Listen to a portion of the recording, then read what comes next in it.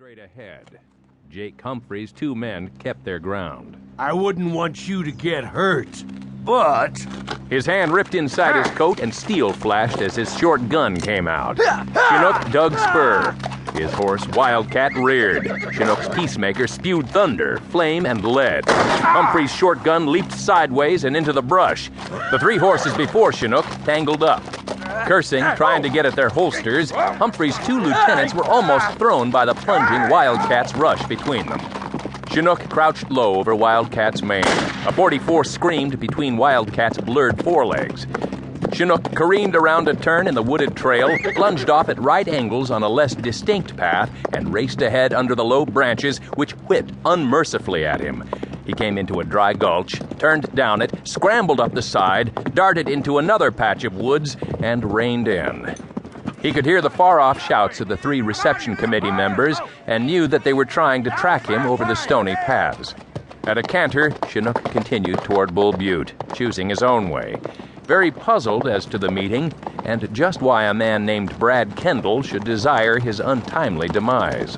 Very strange, he told Wildcat. Maybe Mr. Burton can clear it all up for me. With that in mind, he entered the thriving town of Bull Butte. The metropolis consisted of two slovenly rows of weathered false front buildings, a sign which said Post Office, Bull Butte, Montana, and another sign which said the Diamond Palace. At one end of the hoof-pulverized street was a squat fort-like affair, quite obviously the bank.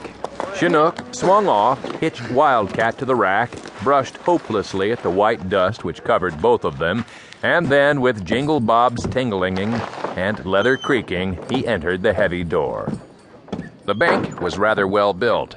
The cashier had iron bars before him, perhaps as a reminder of what would happen if he tampered with the funds, and a derringer beside the till. There was a swinging gate and a sign which said, Paul Burton, President. Without waiting for an invitation, Chinook pushed through, tilted his hat to the back of his blond head, hooked his thumbs in his cartridge belt, and said, Howdy.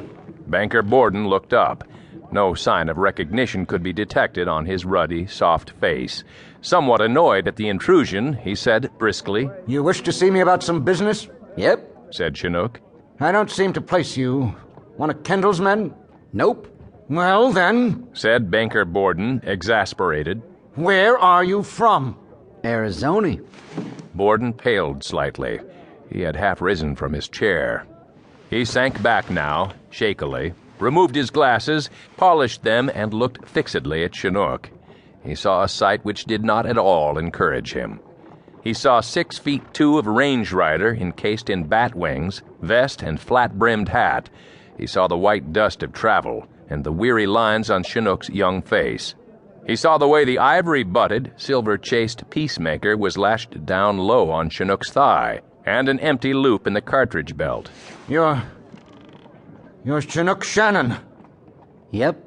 And you've come to see about the /S ranch. Yep.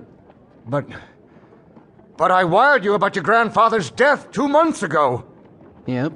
See here, Shannon, wailed the banker. You can't keep a man in suspense like that for 2 months and then suddenly turn up. You know something had to be done about the /S. Yep. I'm gonna do it. Why, yes, of course, Shannon. Of course, I believe you said my grandfather died. Well, that's right. Murdered, perhaps? Why, no. What makes you think that? Shannons ain't like other people. They don't die natural deaths. I believe I'm the heir. Yes, the sole heir to the /S. I believe that it's the biggest spread east of the mountains. Well, yes. There were, the last time my granddad wrote, about 4,000 head of good beef cattle there, which he was to ship in the fall. Did he ship? Well, no. That is, his death was a very great shock to all of us, Mr. Shannon. I think the country sustained a great loss. Why didn't he ship?